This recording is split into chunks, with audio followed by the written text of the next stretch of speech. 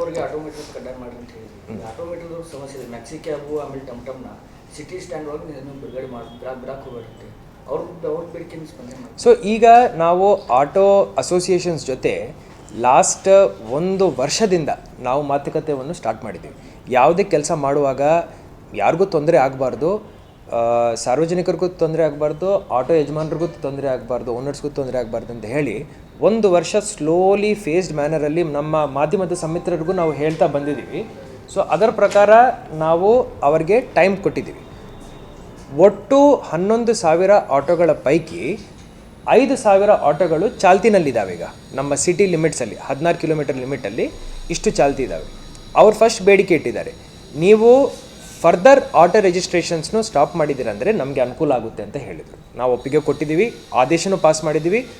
Government schemes ಅಡಿಯಲ್ಲಿ ಬರೋ ಆಟೋಗಳನ್ನು ಬಿಟ್ಟರೆ ಬೇರೆ ಹೊಸ ಆಟೋಗಳಿಗೆ ನಾವು ರಿಜಿಸ್ಟ್ರೇಷನ್ನು ಸದ್ಯಕ್ಕೆ ಸ್ಟಾಪ್ ಮಾಡಿಬಿಟ್ಟಿದ್ದೀವಿ. ಸೊ ಜಾಸ್ತಿ ಆಟೋಗಳಿರಲ್ಲ, ಇರೋ ಆಟೋಗಳು ನಮಗೆ ಸಫಿಷಿಯೆಂಟ್ ಇದ್ದಾವೆ. ಈ ಆಟೋಗಳಿಗೆ ನಾವು 6 ತಿಂಗಳಿಂದ ಎಂಪ್ಯಾನಲ್ಡ್ ಏಜೆನ್ಸಿಗಳ ಮುಖಾಂತರ ಮೀಟರ್ ಅಳವಡಿಸ್ಕೊಳ್ಳಿ ಅಂತ ಹೇಳಿದ್ದೀವಿ. Majority of the autos already ಮೀಟರ್ನು ಅಳವಡಿಸ್ಕೊಂಡಿದ್ದಾರೆ. ಈಗ ಲಾಸ್ಟ್ ಹಂತ ಏನಿದೆ ಅಂದರೆ ಕ್ಯಾಲಿಬ್ರೇಷನ್ ಆಗಬೇಕು. ಕ್ಯಾಲಿಬ್ರೇಷನಲ್ಲಿ ಎಂಪ್ಯಾನಲ್ಡ್ ಏಜೆನ್ಸೀಸ್ ಇದ್ದಾವೆ, ಅವರು ನಾವು ಹೇಳಿರೋ ರೇಟಿಗೆ ಕ್ಯಾಲಿಬ್ರೇಟ್ ಮಾಡ್ತಾರೆ ಮೀಟರ್ನು. ಕ್ಯಾಲಿಬ್ರೇಟ್ ಮಾಡಿದ ನಂತರ weights and measures department inspector ಏನಿರ್ತಾನೆ ಅವರು ಹೋಗಿ ಅದನ್ನು ಸರ್ಟಿಫೈ ಮಾಡ್ತಾರೆ. ಸೊ ಈ ಲಾಸ್ಟ್ ಕೆಲಸ ಏನಿದೆ ನಾವು 2 ಮಂತ್ಸ್ ಟೈಮ್ ಕೊಟ್ಟಿದ್ದೀವಿ. ಆ್ಯಸ್ ಡಿಸ್ಟ್ರಿಕ್ಟ್ ಅಡ್ಮಿನಿಸ್ಟ್ರೇಷನ್ ನಾವು ತುಂಬ ಫ್ಲೆಕ್ಸಿಬಲ್ ಇದ್ದೀವಿ, ಯಾರಿಗೆ ತೊಂದರೆ ಆಗಲ್ಲ. ಅವ್ರ ಬೇಡಿಕೆಗಳು ಏನೇನಿದ್ದಾವೆ ಅದನ್ನು ನಾವು ಕೇಳ್ಕೊಳ್ತೀವಿ, ಬಗೆಹರಿಸಲಿಕ್ಕೆ ಪ್ರಯತ್ನ ಮಾಡ್ತೀವಿ. ನಮ್ಮ ಇಷ್ಟೇ ಡೈರೆಕ್ಷನ್ 2 ಮಂತ್ಸ್ ಒಳಗಡೆ ಕ್ಯಾಲಿಬ್ರೇಷನ್ ಮುಗಿಸಿ ಆಯಿತು. ಒಂದು 15 ದಿವಸ 20 ದಿವಸ ಜಾಸ್ತಿ ತೊಗೊಂಡಿದೆ ಅಂದರೆ ನಮಗೆ ಪ್ರಾಬ್ಲಮ್ ಇಲ್ಲ. 2 ಮಂತ್ಸ್ ಅಂತ ನಾವು ಟಾರ್ಗೆಟ್ ಕೊಟ್ಟಿದ್ವಿ. ಯಾರ್ಯಾರ್ದು ಮೀಟರ್ ಕ್ಯಾಲಿಬ್ರೇಟ್ ಆಗುತ್ತೆ ಅದೇ ಸಮಯದಿಂದ ಆ ಆಟೋ ಫೇರ್ ಏನಿದೆ ಅವರು ಅದಕ್ಕೆ ಲಾಗೂ ಆಗುತ್ತೆ. ಕ್ಯಾಲಿಬ್ರೇಟ್ ಆಗಿದೆ ಅಂತ ಹೇಳಿ ಒಂದು ಸ್ಟಿಕ್ಕರ್ನು ಆ ಆಟೋ ಮೇಲೆ ನಾವು ಅಂಟಿಸ್ತೀವಿ. ಈ ಸರಿ ಕಡ್ಡಾಯವಾಗಿ ಆಗುತ್ತಾ ಸರ್? ಪ್ರತಿ ಸರಿ ಕಡ್ಡಾಯವಾಗಿ ಆಗುತ್ತೆ. ಪ್ರತಿ ಸರಿ ಆದೇಶ ಮಾಡ್ತಾರೆ, ಆಮೇಲೆ ಆಟೋದವ್ರು ಏನಂತ ಇದು ಕಾಮನ್ ಆಗಿಬಿಟ್ಟಿದೆ, ಮತ್ತೆ ಯಾರು ಮಾಡೋದು ಇಲ್ಲ. ಆಟೋ ಮಾಲೀಕರಿಗೆ ಗೊತ್ತಿದೆ ಇದು ಆಗ್ತಾ ಇದೆ ಅಂತ ಹೇಳಿ, ಅದಕ್ಕೋಸ್ಕರ ಅವರು ದುಡ್ಡು ಇನ್ವೆಸ್ಟ್ ಮಾಡಿಕೊಂಡು ಮೀಟ್ರು ಹಾಕ್ಕೊಂಡಿದ್ದಾರೆ. ಈಗ ನಮ್ಮ ಸೈಡಿಂದ ಕ್ಯಾಲಿಬ್ರೇಷನ್ ಒಂದೇ ಪೆಂಡಿಂಗ್ ಇತ್ತು ಕೆಲಸ, ಅದೀಗ ಮಾಡ್ತಾಯಿದ್ದೀವಿ. ಕ್ಯಾಲಿಬ್ರೇಷನ್ ಮಾಡಬೇಕಂದ್ರೆ ನೀವೊಂದು ಶಾಪ್ಗೆ ಹೋಗಿ ಕ್ಯಾಲಿಬ್ರೇಷನ್ ಮಾಡ್ಕೊಳ್ಳಿಕ್ಕಾಗಲ್ಲ. ಎಂಪ್ಯಾನಲ್ಡ್ ಏಜೆನ್ಸೀಸ್ ಮುಖಾಂತರ ವೇಟ್ಸ್ ಆ್ಯಂಡ್ ಮೆಜರ್ಸ್ ಡಿಪಾರ್ಟ್ಮೆಂಟ್ ಯಾರನ್ನ ಎಂಪ್ಯಾನಲ್ ಮಾಡ್ತಾರೆ ಅವ್ರ ಮುಖಾಂತರನೇ ಆಗಬೇಕು. ಆ ಥರ 7 ಏಜೆನ್ಸೀಸ್ನು ಈಗ ವೇಟ್ಸ್ ಆ್ಯಂಡ್ ಮೆಜರ್ಸ್ ಅವರು ಎಂಪ್ಯಾನಲ್ ಮಾಡಿ ನಮಗೆ ಕೊಟ್ಟಿದ್ದಾರೆ. ಇವತ್ತು ನಮಗೆ ಆ ವರದಿಯನ್ನು ಸಬ್ಮಿಟ್ ಮಾಡಿದ್ದಾರೆ. ಅದರ ಪ್ರಕಾರ ಅವ್ರನ್ನೇ ಕೇಳಿದ್ವಿ, ಎಷ್ಟು ಟೈಮ್ ತೊಗೊಳ್ಳುತ್ತೆ 5,000 ಆಟೋಗಳನ್ನು ಕ್ಯಾಲಿಬ್ರೇಟ್ ಮಾಡಲಿಕ್ಕೆ. ಅವ್ರು 2 ತಿಂಗಳು ಕೇಳಿದ್ದಾರೆ. 2 ತಿಂಗಳಲ್ಲಿ ಅವ್ರು ಮಾಡಲಿ, ಆಯ್ತು ಇನ್ನೊಂದು 15 ದಿವಸ ಎಕ್ಸ್ಟ್ರಾ ಟೈಮ್ ಬೇಕಂದರೆ ನಾವು ಕೊಡ್ತೀವಿ. ಆದರೆ ಒಂದು ಸತಿ ಕ್ಯಾಲಿಬ್ರೇಟ್ ಆಗಿದೆ ಅಂದರೆ ಆ ಆಟೋ ಆ ಮೀಟರ್ ನಾವು ಹೇಳಿರೋ ಫೇರ್ಗೆ ನಾವು ಹೇಳಿರೋ ಬಾಡಿಗೆಗೆ ಅವರು ಆಟೋವನ್ನು ನಡೆಸಬೇಕು. ಆರ್ ಟಿ ಒಗೆ ಹೇಳಿದ್ದೀವಿ ಅದನ್ನು. ವಿತೌಟ್ ಪರ್ಮಿಷನ್ ಇರೋ ಆಟೋಸ್ನು ಆಟೋ ಅಸೋಸಿಯೇಷನ್ ಅವರು ನಮಗೆ ಹೇಳಬೇಕು, ನಮ್ಮವರು ನಿಗಾ ಇಡ್ತಾರೆ, ಅದನ್ನು ನಾವು ಚಾಲನೆಗೆ ಬಿಡಲ್ಲ. ಜೊತೆಯಲ್ಲಿ ಟಾಮ್ ಆಟೋಗಳು ಏನಿರ್ತವೆ, ಮ್ಯಾಕ್ಸಿ ಕ್ಯಾಬ್ಸ್ ಏನಿರ್ತವೆ, ಅದರದ್ದು ಏನು ಬೇಡಿಕೆ ಇದೆ ಅವ್ರು ಬಂದು ನಮಗೆ ಹೇಳಬೇಕು. ಅದರ ಪ್ರಕಾರ ರೋಡ್ ಸೇಫ್ಟಿ ಕಮಿಟಿನಲ್ಲಿ ಹಾಗೂ ಜಿಲ್ಲಾಧಿಕಾರಿಯಾಗಿ ನಾನು ಅದಕ್ಕೆ ಸ್ಪಂದನೆ ಮಾಡ್ತೀನಿ. 2006ದಿಂದ ಶಾಲಿನಿ ರಜನೀಶ್ ಅವರು ಡಿ ಸಿ ಇದ್ದಾಗಿಂದಲೂ ಇವತ್ತಿನವರೆಗೂ ಭಾಳಷ್ಟು ಜನ ಬಂದರು ಸರ್, ಭಾಳಷ್ಟು ಮೀಟಿಂಗ್ಗಳು ಮಾಡಿದ್ರು. ಅವರು ಮಾಡ್ತೀವಿ ಅಂತ ಹೇಳ್ತಾರೆ, 1 ತಿಂಗಳು 2 ತಿಂಗಳು ಮೀಟರ್ ಮಾಡ್ತಾರೆ, ಆಮೇಲೆ ಮತ್ತೆ ಆಫ್ ಮಾಡಿಬಿಡ್ತಾರೆ ಅಂದ್ಬಿಟ್ಟು. ಇದು ಈ ಮೀಟರ್ ನಾವೊಂದು ಸತಿ ಸಿಟಿನಲ್ಲಿ ಇಂಟ್ರೊಡ್ಯೂಸ್ ಮಾಡಬೇಕಂದ್ರೆ ಇದರ ಹಿಂದೆ ಭಾಳ ಹೋಮ್ವರ್ಕ್ ಮಾಡಬೇಕು.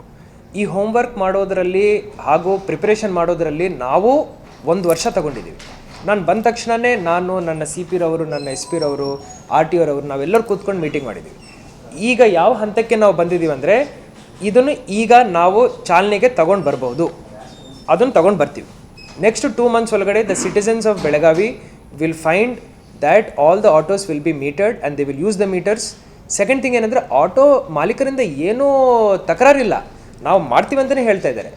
ಅವ್ರಿಗೇನಂದರೆ ಕ್ಯಾಲಿಬ್ರೇಷನ್ ಮಾಡಲಿಕ್ಕೆ ನಮಗೆ ಅನುಕೂಲ ಮಾಡಿಕೊಡಿ ಅಂತ ಬೇಡ್ಕೊಂಡಿದ್ದಾರೆ. ಆ ಬೇಡಿಕೆಗೆ ನಾವು ಸ್ಪಂದನೆ ಮಾಡಿದ್ದೀವಿ. ಸರ್, ನೀವು ಇಲ್ಲಿಗೆಲ್ಲ ಆಟೋ ಸ್ಟ್ಯಾಂಡ್ ಹೇಳಿದ್ರಿ, ಆಮೇಲೆ 6 ಜನ ಮಕ್ಕಳು ತುಂಬಿಕೊಂಡು ರ್ಯಾಶ್ ಆಗಿ ಡ್ರೈವ್ ಮಾಡ್ತಾರೆ ಸರ್ ಆಟೋ. ಸೊ ಟುಡೇ ಈ ಎಲ್ಲ ಬೇರೆ ಬೇರೆ ವಿಚಾರಗಳ ಬಗ್ಗೆನೂ ನಾವು ಇವತ್ತು ಚರ್ಚೆ ಮಾಡಿದ್ದೀವಿ. ಇಲ್ಲಿಗಲ್ ಆಟೋ ಸ್ಟ್ಯಾಂಡ್ ಅಂತ ಹೇಳಿಲ್ಲ, ಟ್ರೆಡಿಷ್ನಲ್ ಎಲ್ಲಿ ಅವರು ಆಟೋ ನಿಲ್ಲಿಸಿದ್ದಾರೆ ಅದು ಒಂದು ಆಟೋ ಸ್ಟ್ಯಾಂಡ್ ಆಗಿಬಿಟ್ಟಿದೆ.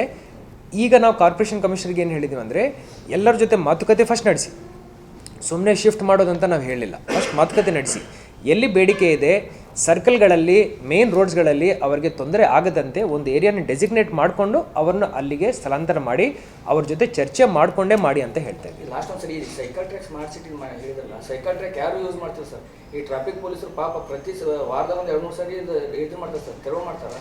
ಆಮೇಲೆ ಮತ್ತೆ ಅವ್ರು ಬಂದು ಅಲ್ಲೇ ವ್ಯಾಪಾರ ಮಾಡ್ತಾರೆ ಸರ್. ನಾವು ಸ್ಮಾರ್ಟ್ ಸಿಟಿಗೆ ಇವತ್ತು ಡೈರೆಕ್ಷನ್ ಕೊಟ್ಟಿದ್ವಿ. ಮೊದಲನೇ ಆಪ್ಷನ್ ಕಾರ್ಪೊರೇಷನ್ಗೆ ಹಸ್ತಾಂತರ ಮಾಡೋದು.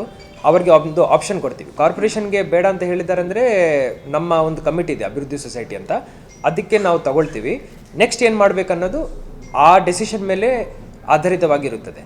V will give one opportunity to decide whether the corporation wants to take it or they want to give it to us. Sir, ಈಗ ರೋಡ್ ಸೇಫ್ಟಿ ಬಗ್ಗೆನೂ ಮೀಟಿಂಗ್ ಮಾಡ್ತಾ ಇರ್ತೀರಾ. ಈಗ ಅಶೋಕ ಸರ್ಕಲಲ್ಲಿ ಬ್ಯಾರಿಕೇಡ್ ಹಾಕಿದ್ದಾರೆ.